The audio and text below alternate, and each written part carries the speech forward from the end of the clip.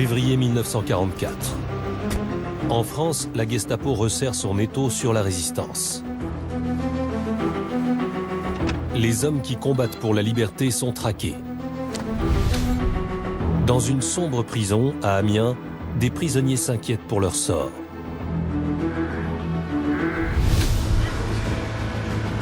Un plan audacieux est mis au point afin d'abattre les murs de leur prison.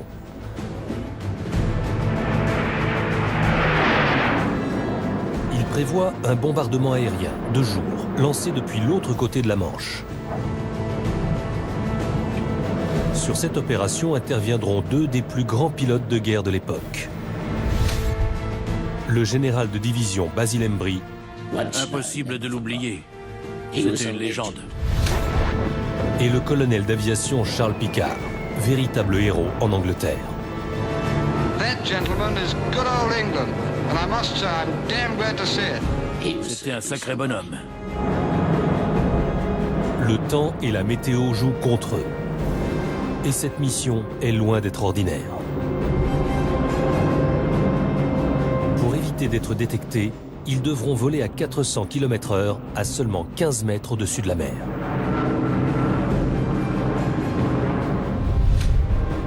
À la moindre erreur, ils risquent de tuer ceux qu'ils sont venus sauver.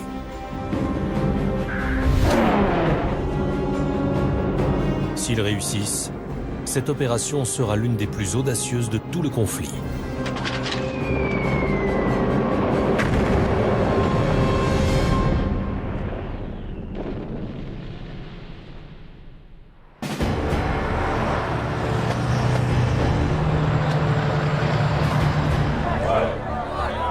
À l'automne 1943, tout le monde se prépare à l'ouverture d'un second front. Le sud de l'Angleterre s'est transformé en un vaste camp militaire, dans l'attente du débarquement allié en France.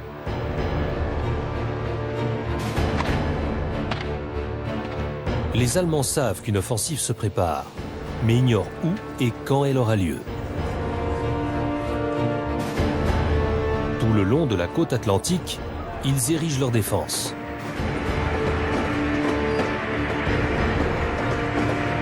Derrière les lignes allemandes, la résistance représente une menace constante.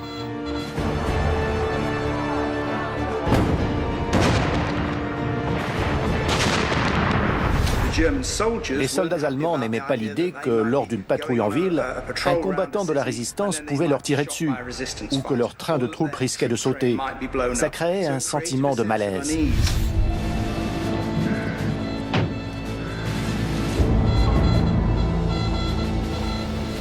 La répression nazie se durcit.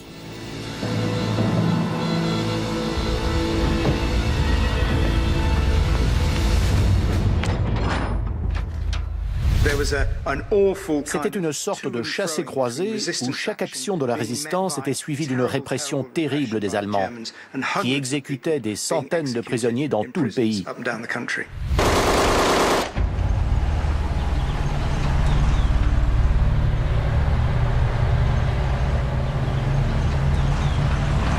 En Picardie, l'armée allemande arrête plus d'une centaine de combattants qu'ils soupçonnent d'appartenir au plus vaste réseau de résistance français. Tous sont emmenés dans la prison d'Amiens, un sinistre bâtiment dont les hauts murs se dressent à l'écart de la ville. Parmi ces prisonniers se trouve Jean Borin. Il n'a que 20 ans, mais c'est un expert en matière de sabotage ferroviaire. Sa spécialité consiste à faire dérailler les trains de troupes ennemies.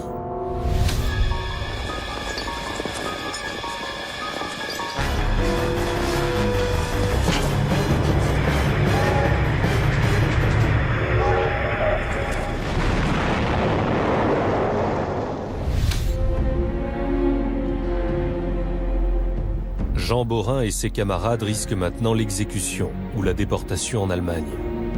Ils ont peu de chances de s'en sortir.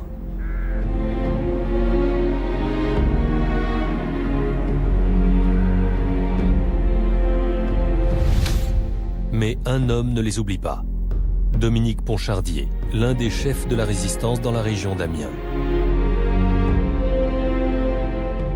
Il a utilisé ses contacts au sein des services secrets alliés pour mettre au point un plan de sauvetage courageux. Apparemment, son argument pour convaincre Londres était que ça aiderait son groupe de résistants alliés aux services de renseignement, mais aussi que ça aurait un impact positif sur le moral dans la région.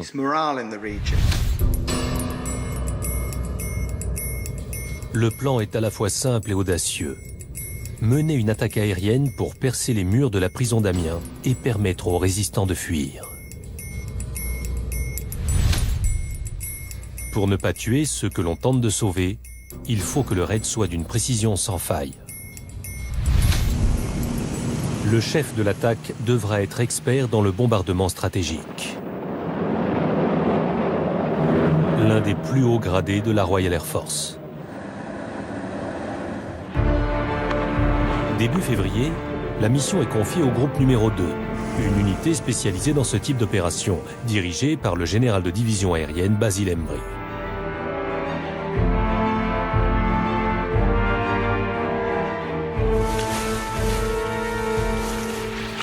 Quatre ans plus tôt, Basil Embry a lui-même connu la France sous la domination nazie.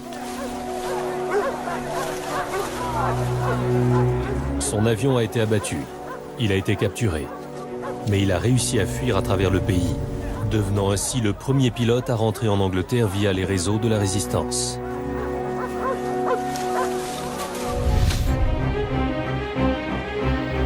Le général Embry compatit à la détresse des prisonniers dans les geôles d'Amiens.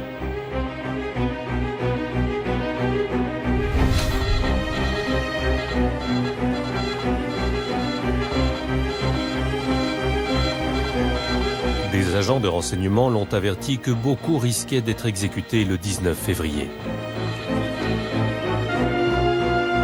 Il n'a qu'un peu plus de 2 semaines pour lancer l'opération de sauvetage. La prison n'est pas difficile à localiser. Il y a à peine un peu plus d'1 heure de vol entre la côte britannique et Amiens. Le grand bâtiment en forme de croix borde la route principale qui part vers l'est depuis la ville. La prison abrite plus de 700 hommes et femmes. Le général Embry sait que l'unique façon d'éviter un bain de sang est d'attaquer au grand jour. Mais cette stratégie présente un autre danger.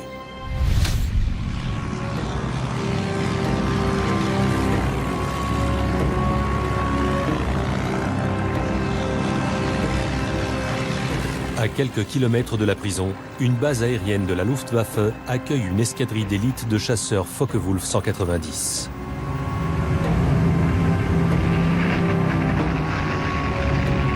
Pour échapper à leur surveillance, les pilotes alliés devront arriver vite et à basse altitude. La rapidité et l'effet de surprise seront déterminants.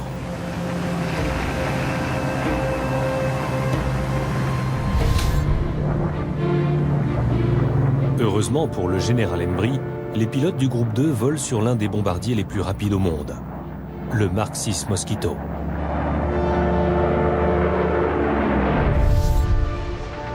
L'idée d'un bombardier léger et très rapide a germé avant la guerre dans l'esprit de Sir Geoffrey de Havilland.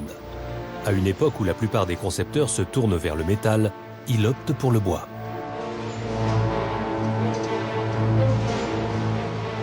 C'est un matériau plus léger, mais beaucoup mettent en doute sa capacité de résistance au combat.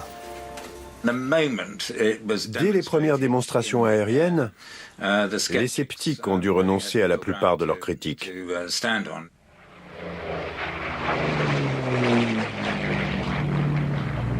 Même le plus obtus des hauts gradés pouvait voir que ce modèle serait un succès. Ça ne s'est jamais démenti par la suite.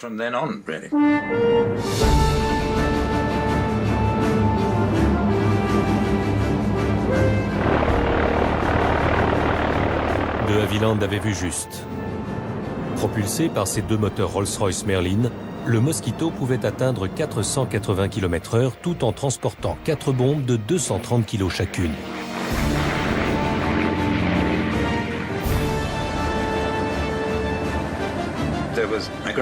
Cet appareil a suscité beaucoup d'enthousiasme, car outre sa remarquable efficacité dans le largage de bombes, c'était un avion extraordinairement agréable à piloter. Il était très agile, très maniable et vraiment rapide.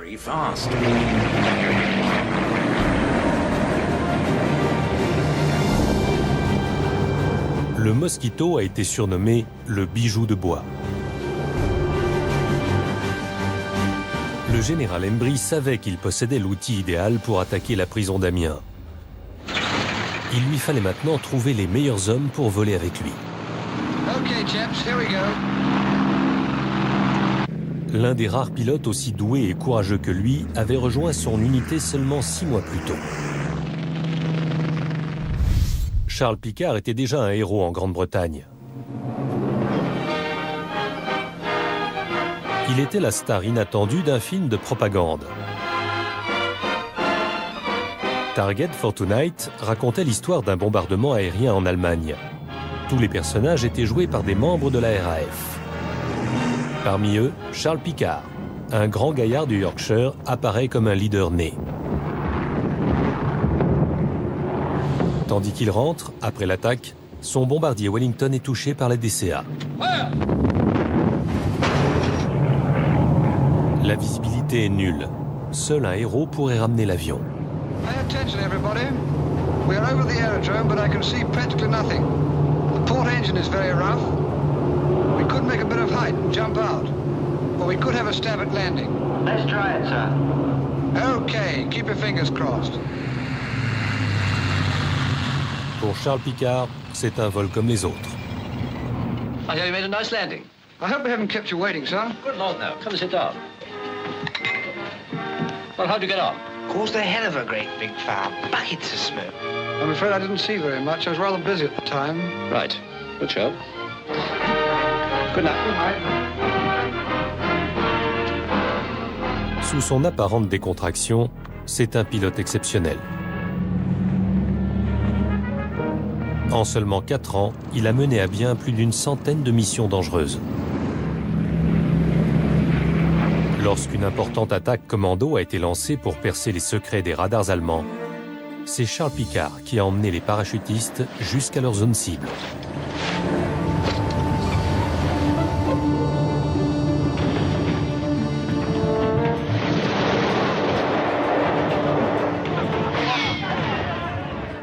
Et à leur retour triomphal, il était présent pour les féliciter.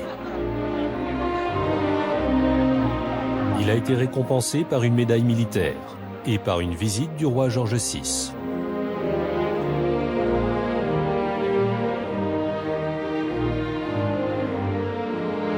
Le pilote Maxwell Sparks, qui a ensuite participé au raid sur Amiens avec lui, se rappelle leur première rencontre. C'était un sacré bonhomme, une vraie légende. J'ai vu ce grand type blond, dégingandé, une pipe à la bouche. Il était colonel, 4 galons. Il est monté dans l'avion, il s'est installé dans le siège de droite. Je lui ai dit « Bonjour, mon colonel, bonjour ». Et c'est tout, j'ai décollé. Leur premier vol ensemble prend une tournure inattendue. Je volais tranquillement quand soudain, j'ai senti quelque chose qui me poussait l'épaule. J'ai tourné la tête et je me suis retrouvé nez à nez avec un énorme chien de berger. C'était Ming. Ming et Charles Picard étaient inséparables. Quand son maître volait de nuit, Ming attendait impatiemment son retour. Chaque fois qu'il partait en mission, Ming savait quand il reviendrait. J'ignore si quelqu'un le lui disait, mais le chien se postait au bout de la piste d'atterrissage en attendant que l'avion se pose.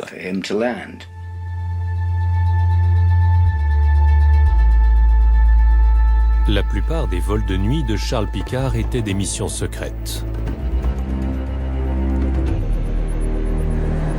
Il emmenait des agents alliés à la rencontre de leurs contacts de la résistance dans la France occupée.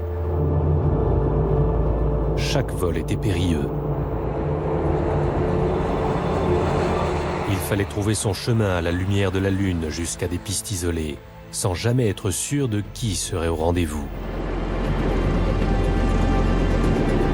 Souvent, le pilote n'avait que quelques minutes pour déposer ses passagers secrets ou récupérer des agents fuyant la Gestapo.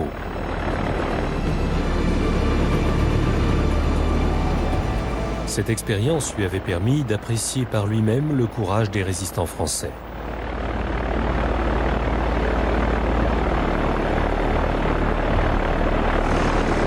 Cela faisait de lui l'homme idéal pour sauver les prisonniers de la prison d'Amiens.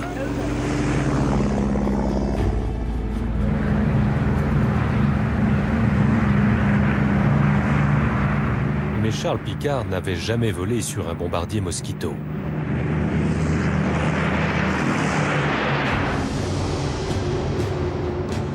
Et la plupart de ces opérations avaient eu lieu de nuit. En rejoignant le groupe numéro 2 d'Embry, il savait qu'il devrait acquérir de nouvelles compétences afin de participer à des raids aériens rapides, de jour et à basse altitude.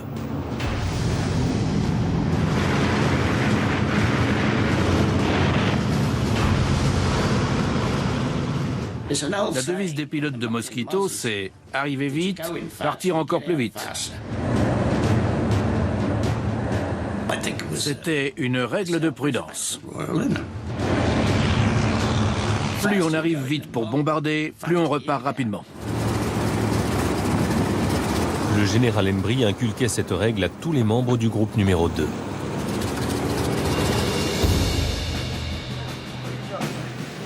Les hommes volant aux côtés de Charles Picard étaient des pilotes d'élite, soigneusement recrutés dans des escadrilles britanniques, australiennes et néo-zélandaises.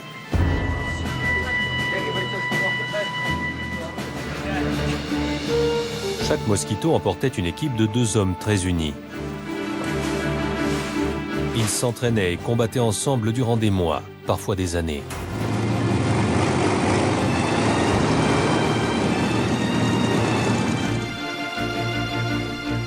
Le sous-lieutenant Sparks travaillait en binôme avec Alan Dunlop. Je pilotais, il s'occupait de l'itinéraire. C'était un travail d'équipe. Le duo formé par Charles Picard et son navigateur Alan Brodley s'est forgé au travers de nombreuses missions dangereuses. Michael Woods se souvient de ce que lui a raconté son oncle. Ils avaient quoi, 23 ou 24 ans quand on les a réunis? C'est très jeune pour se voir confier des responsabilités telles que les leurs. Et je crois qu'ils en avaient conscience. Mon oncle avait compris que ses chances de survivre à la guerre étaient très minces. Leur relation en devenait d'autant plus importante. En réalité, Charles Picard avait décidé qu'il serait frère de sang. Il s'était piqué le bras pour prendre une goutte de sang, avait piqué le bras de Brodley et les avait mis l'un sur l'autre en disant « Maintenant on est frères ».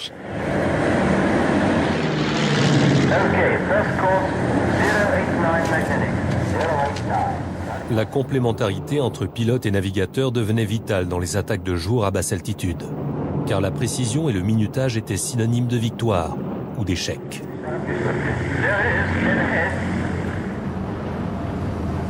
On s'entraînait pendant des heures à différentes altitudes.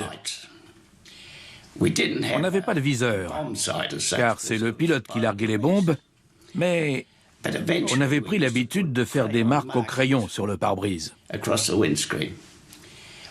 telle altitude, on utilisait cette marque, plus haut, une autre marque. À force d'entraînement, on arrivait à être relativement précis.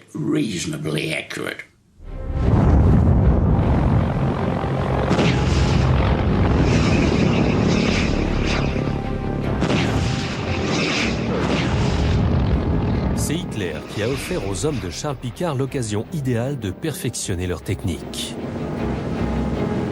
En attaquant les sites de lancement de l'arme secrète allemande, le missile V1.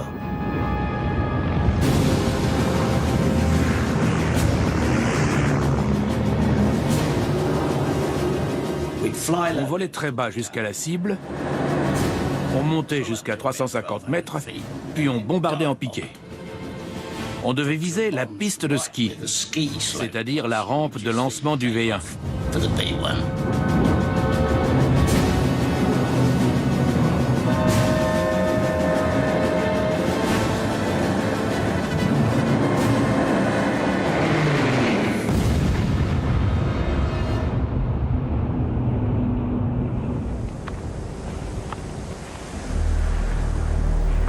Les bombardiers Mosquito ont détruit des dizaines de sites, y compris ceux qui étaient dissimulés au fin fond de la campagne. Une des raisons de leur efficacité est que l'emplacement exact des sites V1 leur était fourni par la résistance locale. La résistance envoyait à Londres des plans détaillés indiquant la position des sites de lancement, des batteries anti-aériennes et même les heures auxquelles les patrouilles chargées de protéger ces batteries étaient relevées. Des renseignements tout aussi précis parviennent au général Embry et à ses équipes pendant qu'ils préparent leur plan d'attaque sur la prison d'Amiens. D'après ces informations, les bâtiments situés à chaque extrémité de la prison principale sont des postes de garde allemands.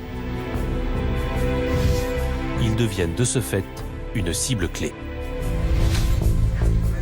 Le 8 février, 10 jours avant la date butoir, le plan de Basil Embry prend forme. Chaque Mosquito peut emporter 4 bombes de 230 kg. Le général Embry estime qu'au moins 48 bombes seront nécessaires pour percer l'enceinte extérieure et détruire les postes de garde.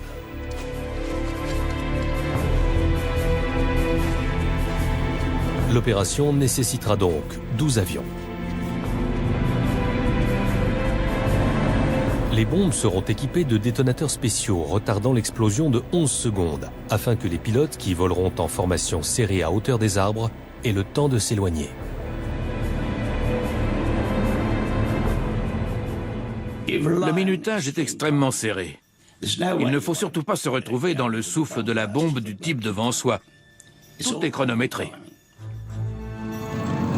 En dépit des risques et de son grade de général de division aérienne, Basil Embry est décidé à diriger lui-même les Mosquitos, qui attaqueront en plusieurs formations soigneusement minutées. La première vague sera constituée de 6 pilotes néo-zélandais, qui viseront l'enceinte extérieure depuis l'Est et le Nord. La deuxième vague d'appareils, pilotée par des Australiens, arrivera aussi par l'Est, avec pour objectif les postes de garde allemands. Une fois ces bombardiers repartis, un Mosquito spécialement équipé de caméras haute définition survolera la prison. En plus de rassembler de précieuses informations, son pilote aura une responsabilité cruciale. Déterminer si la brèche ouverte dans le mur est suffisante pour permettre aux prisonniers de fuir. Si tel n'est pas le cas, il pourra appeler les 6 Mosquitos de réserve, qui voleront à une dizaine de minutes derrière lui. Ceux-ci transporteront 24 bombes de plus. Ils ont comme sinistre consigne de détruire la prison tout entière.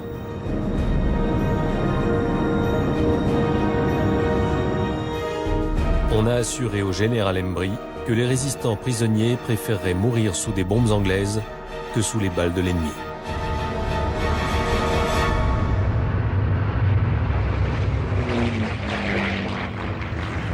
Les chasseurs allemands basés près de la prison présentent une menace pour les hommes d'Embry.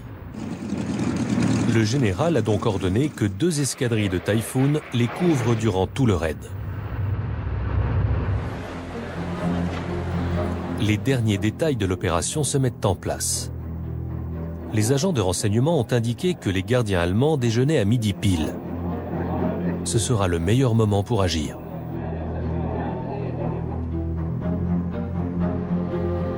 Le temps est désormais compté. Il reste à peine plus d'une semaine avant les exécutions annoncées pour le 19 février. Durant cette phase critique, le général Embry est confronté à 2 problèmes de taille. La météo tout d'abord. Elle est catastrophique. des tempêtes de neige balayent tout le nord de la France.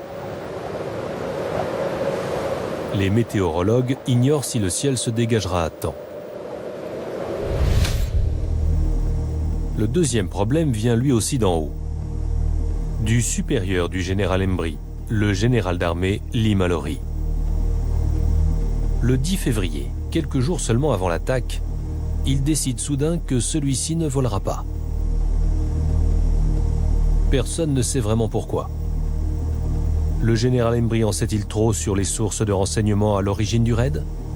Ou est-il trop important pour qu'on risque de le perdre?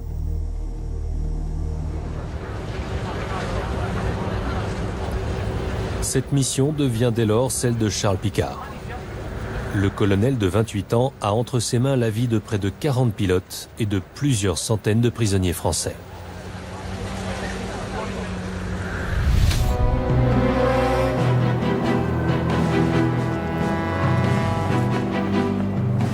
En France, les événements vont bientôt alourdir l'enjeu. Le 14 février, les Allemands arrêtent un autre membre important de la résistance.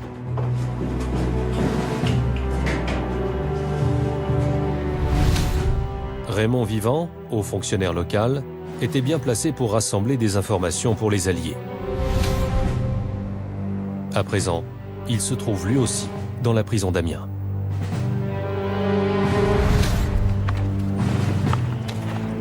Le lendemain, 2 agents des services secrets britanniques sont également arrêtés.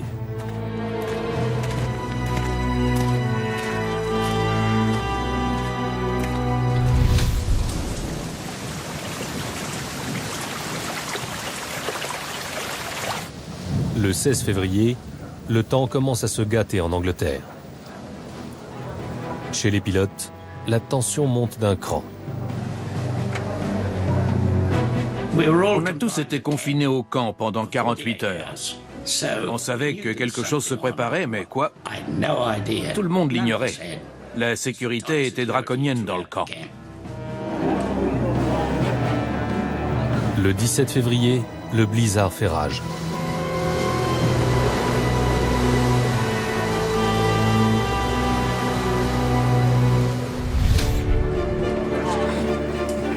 Le 18, à 8 heures du matin, la météo est toujours catastrophique. Quand on est allé prendre le petit déjeuner, il neigeait. Les nuages étaient bas, à une trentaine de mètres environ. On s'est dit qu'on ne volerait pas.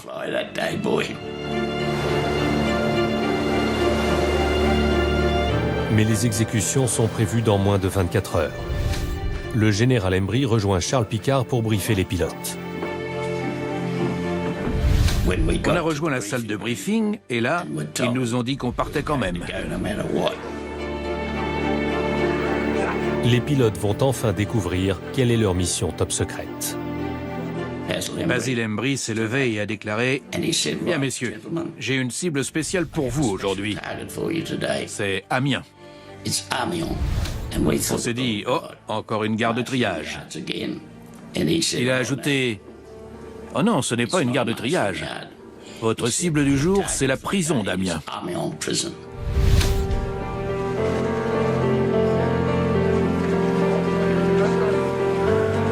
Charles Picard leur explique alors le plan.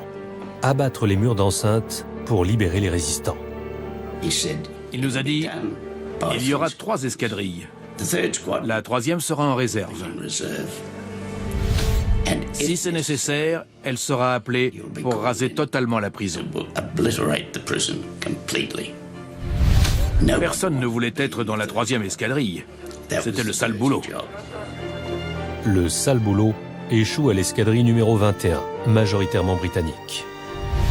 D'après moi, un peu avant, les lieutenants-colonels avaient tiré à pile ou face. Charles Picard tente ensuite de rassurer ses pilotes.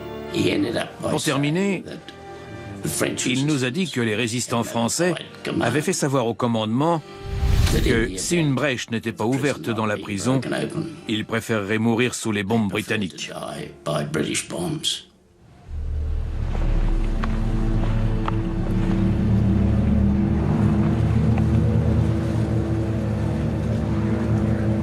Vers 11h moins le quart, on est monté dans notre appareil et on est parti 2 ou 3 minutes avant 11h.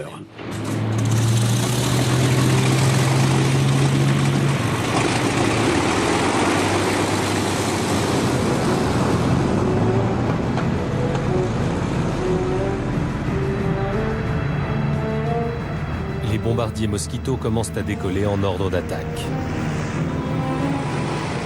D'abord, les 6 Néo-Zélandais, parmi lesquels Maxwell Sparks. Leurs bombes doivent détruire les murs d'enceinte.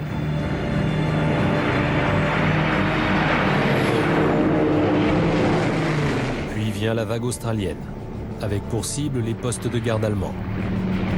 Le colonel Picquart a choisi de voler à l'arrière de leur formation. Mais ce matin-là, il a apporté un changement radical au plan du général Embry.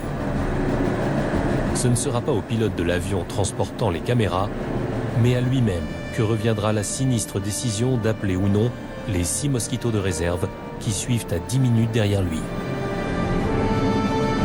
Il devra donc voler en cercle au-dessus de la prison pendant plusieurs minutes. Cela revient à enfreindre la règle d'or édictée par le général Embry, repartir vite. Après avoir largué ses bombes, il devait décrire des cercles rapides, observer la prison et décider si l'escadrille 21 devait intervenir pour faire son boulot.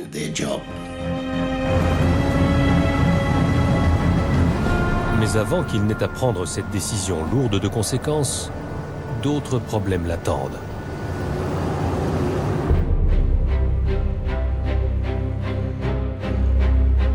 Au moment où les pilotes atteignent la côte à Littlehampton, ils doivent retrouver leur escorte de chasseurs Typhoon. C'est une protection bienvenue face aux chasseurs d'élite de la Luftwaffe. Mais le mauvais temps perturbe les plans soigneusement élaborés par Charles Picquart. Sur les 12 chasseurs, 4 manquent déjà à l'appel. Et 4 des Mosquitos doivent faire demi-tour avant la traversée de la Manche. Tous les autres volent au ras des vagues en espérant ne pas se faire repérer.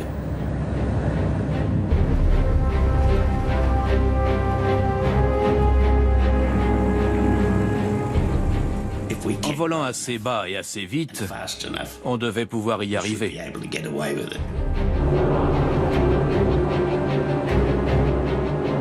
Une fois au-dessus de la France, les Mosquitos décrivent une approche en courbe afin d'arriver sur Amiens par le nord-est.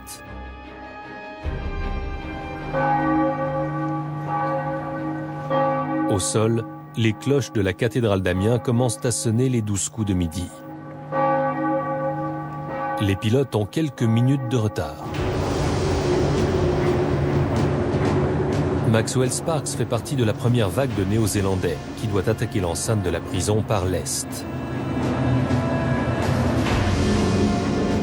À midi 2, il survole la longue route droite qui mène à la prison d'Amiens. On collait à la route. Après 10 ou 12 kilomètres, il y a eu des peupliers. Et là, j'ai dû relever un peu mon aile. Quelques secondes avant d'atteindre leur cible, ils doivent descendre encore plus bas. On était à 3 ou 4 mètres du sol, à peu près. Je n'ai jamais volé aussi bas.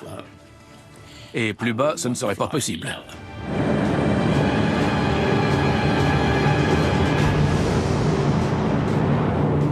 J'avais un œil rivé sur le mur et l'autre sur la bombe fixée sous l'aile du leader. J'étais aligné sur son empennage. Dès que j'ai vu sa bombe partir, j'ai appuyé sur le déclencheur. Une fois les bombes larguées, l'appareil s'est élevé dans les airs à pleine puissance. J'ai filé par-dessus le mur, j'ai regardé en bas à droite. On est passé à côté de la tour de guet de la prison. Elle devait faire 5 mètres de haut. Et là, j'ai vu le visage très surpris d'un garde. Mon navigateur m'a dit plus tard que le gars était en train de fumer une cigarette. Ensuite, on est reparti.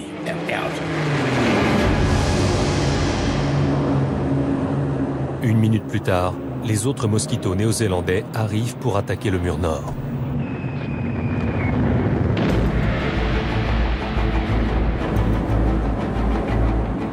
Mais l'opération a toujours 2 minutes de retard, un élément crucial.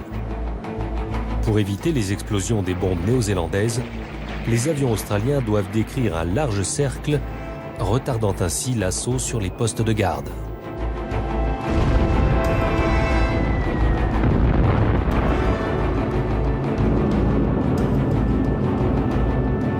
Au moment où les Australiens repartent, il manque un avion. Il n'y a plus aucun signe de Charles Picard et les Mosquitos de réserve ne sont plus qu'à quelques minutes, attendant ses ordres pour bombarder ou faire demi-tour. L'avion caméra intervient alors et commence à tourner au-dessus de la prison. Son pilote, le capitaine Wickham, a par la suite décrit la scène. The ends were blown off the building, the outer walls were breached.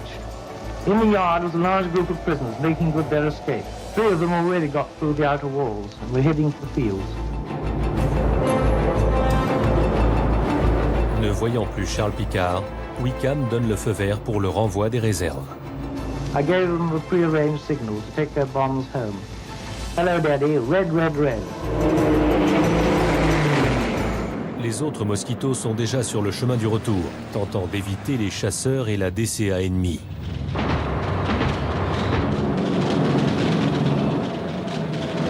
L'avion de Maxwell Sparks est touché. Le trou devait faire cette taille-là. Je ne pensais pas arriver jusqu'à la base. On a envisagé l'amérissage, mais l'idée ne nous plaisait guère. Le pilote parvient finalement à retraverser la Manche et atterrit en urgence sur un aérodrome.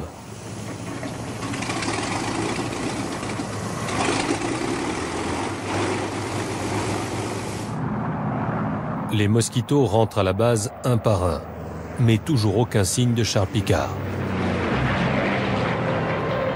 La nuit tombe et 2 avions manquent toujours à l'appel. Un de l'escadrille néo-zélandaise et un autre, piloté par Charles Picard et son navigateur, Alan Brodley.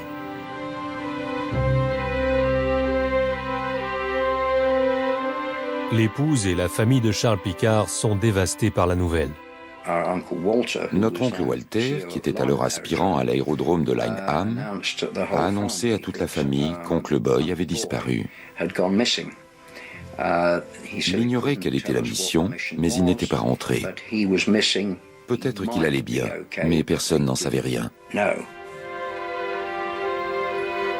Durant des mois, les Britanniques ont continué d'espérer que le héros de Target Fortune finirait par rentrer sain et sauf.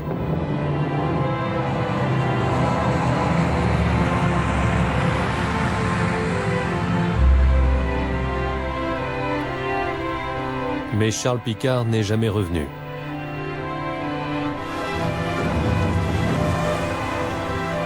Et ce n'est qu'après le débarquement en France que le général de division aérienne Basil Embry a su ce qui était arrivé à Picard et Brodley et aux résistants qu'ils avaient essayé de sauver.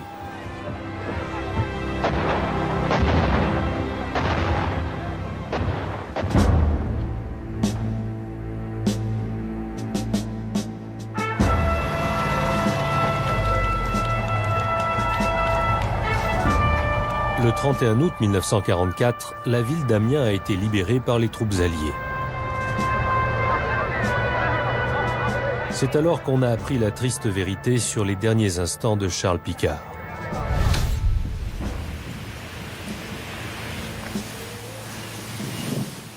Jean-Pierre Ducellier, un médecin en retraite passionné par cette période, a passé de nombreuses années à étudier l'attaque.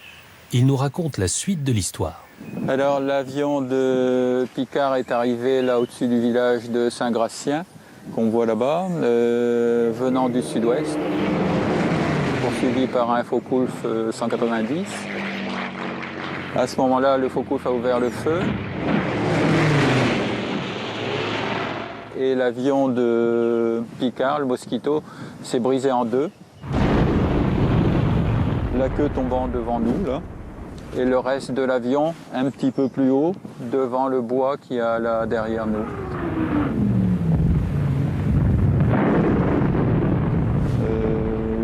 d'arbres un peu dispersés, les débris étant en feu.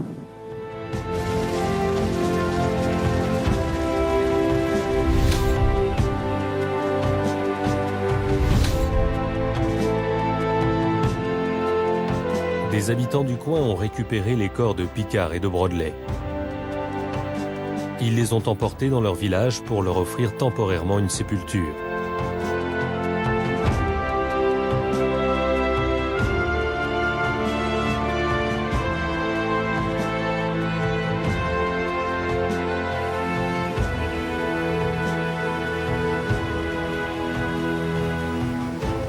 Dans le champ où ils sont morts, l'avion a depuis longtemps disparu. Mais l'archéologue de l'aviation Simon Parry a retrouvé quelques derniers fragments. Salut, oui ça va. Cet élément faisait partie du harnais que portaient Picard ou Brodley. Difficile d'être plus proche d'eux qu'avec ça.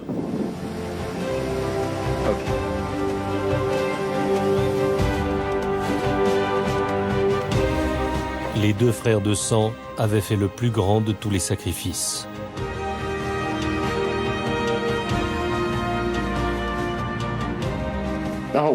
Toute la famille était anéantie. Notre grand-mère était totalement brisée. Elle ne s'est jamais vraiment remise de sa mort.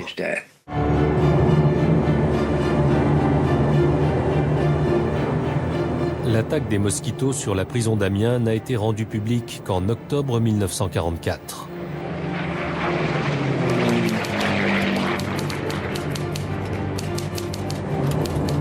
Officiellement, l'opération est présentée comme un succès. La réussite triomphale d'un bombardement de précision. Selon le rapport, de nombreux résistants condamnés à mort ont été libérés. Les équipages des mosquitos sont célébrés comme des héros. La dernière attaque de Charles Picard lui a valu sa place parmi les grands combattants de la Deuxième Guerre mondiale.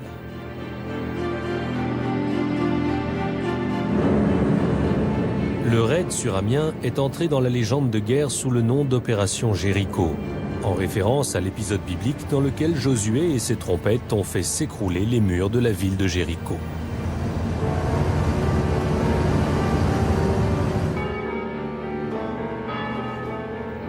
Mais à Amiens, on sait que les choses ne se sont pas tout à fait passées ainsi.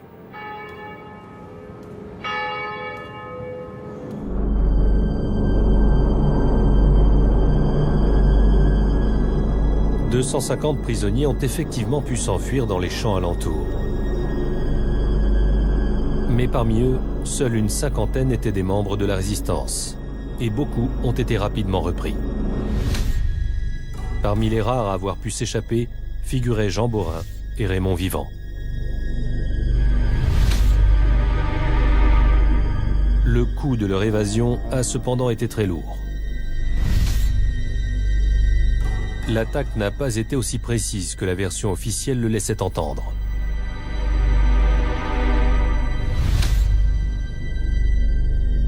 Le mur d'enceinte a bien été percé, mais tout le bâtiment de la prison a souffert. Dans l'aile nord, un énorme plateau en béton s'est écroulé.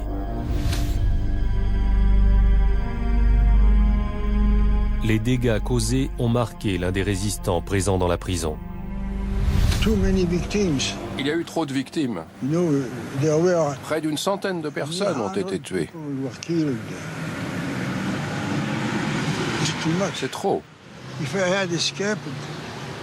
Si je m'étais enfui, la Gestapo aurait arrêté ma femme et mes enfants. En réalité, le raid a causé de tels dommages qu'au fil des ans, de nombreuses personnes se sont interrogées sur son véritable but. Un certain nombre d'éléments le rendent très inhabituel. Qu'ils tentent de libérer un petit nombre de prisonniers, soi-disant. Qu'ils consacrent autant d'appareils à cette attaque. Tout ça rend ce raid très mystérieux. L'explication traditionnellement avancée intriguait tant Jean-Pierre Ducellier qu'il a décidé de mener l'enquête. Et la théorie qu'il avance remet en cause la légendaire opération Jéricho. Pour commencer, il écarte l'idée que le chef de la résistance Dominique Ponchardier ait pu demander l'attaque. Alors, la résistance n'a jamais rien fourni sur la prison. Je suis catégorique et je n'ai jamais trouvé la moindre information sérieuse ou le moindre témoin qui puisse évoquer simplement des renseignements concernant la prison ou la position des Allemands dans la prison, ou etc. Par ailleurs, Jean-Pierre Ducellier pense que la raison officielle qu'on a attribuée à cette attaque est fausse. L'idée selon laquelle 120 prisonniers étaient sur le point d'être exécutés est un mythe. J'ai vérifié dans toutes les archives, y compris les archives des tribunaux et du tribunal militaire d'exception allemand. C'était absolument certain qu'il n'y avait personne qui pouvait intéresser les Britanniques pour les faire sortir, pour les sauver. Il n'y avait personne qui allait être condamné, personne de condamné à mort. Pourquoi donc attaquer la prison, puisque je suis absolument certain qu'aucun résistant n'était à libérer pour des raisons de risque d'exécution. Si Jean-Pierre Ducellier a raison, quelle était alors la vraie raison d'un tel raid? Pour le savoir, il faut se resituer en Angleterre, en 1944, quand les préparatifs du débarquement en France étaient bien avancés. Le commandement allié devait à tout prix entretenir les soupçons allemands quant au lieu et à la date de ce dernier. Des stratégies de désinformation élaborées étaient mises en place, allant de chars gonflables et la présence simulée de troupes, à la transmission de faux renseignements par des agents doubles. L'opération Fortitude était destinée à convaincre l'Allemagne que le débarquement aurait lieu près de Calais et pas en Normandie. D'après Jean-Claude Ducellier, l'attaque d'Amiens faisait partie de ce plan. Si c'est le cas, les prisonniers et les pilotes qui ont perdu la vie ont été sacrifiés pour une opération de plus grande envergure. Mais à ce jour, il manque encore une preuve irréfutable. Nous n'avons absolument aucune preuve que le raid sur Amiens faisait partie d'une stratégie de désinformation globale de la part des Alliés. Ça ne veut pas dire que c'est faux, mais nous n'avons pas de raison de penser que c'était le cas. L'affaire a été cloisonnée de manière exceptionnelle, enfin peut-être pas exceptionnelle pour les Britanniques, mais exceptionnelle.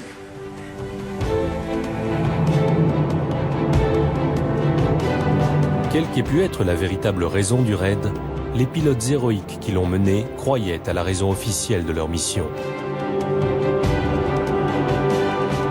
Mais avec le temps, ils ont eux-mêmes reconnu à quel point elle était inhabituelle. Dès le départ, c'était une mission sujette à controverse. Mais la controverse, c'était de savoir s'il fallait le faire ou non. C'est tout ce que je peux en dire.